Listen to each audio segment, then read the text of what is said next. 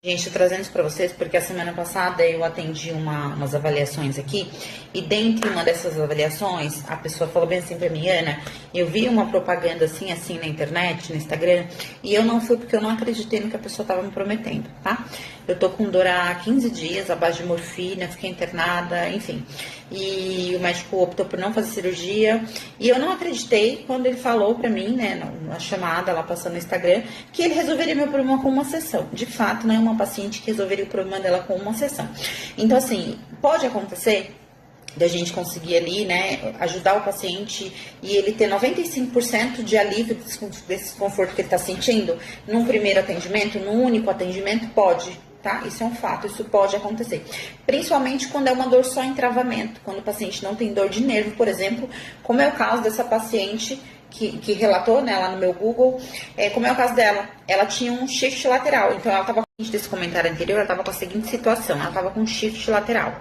Então ela tem um aumento de pressão ali na região do disco, ligamento, enfim, tem como a gente saber exatamente a estrutura, tá? Principalmente se a gente não tem exame de imagens em mão.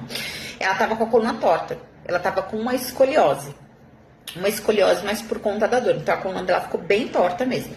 E é chamado shift lateral.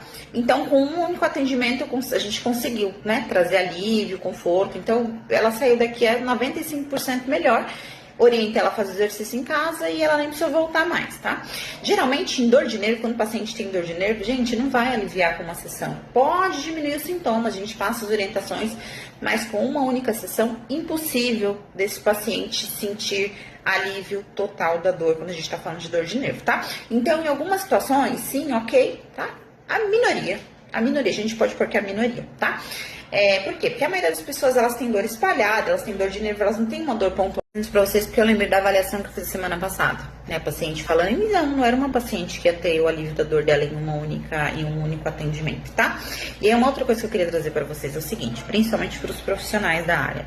Quando ela chegou aqui pra mim, ela falou assim: Ana, eu tava morrendo de dor, queria achar um profissional logo, e eu ficava mandando mensagem.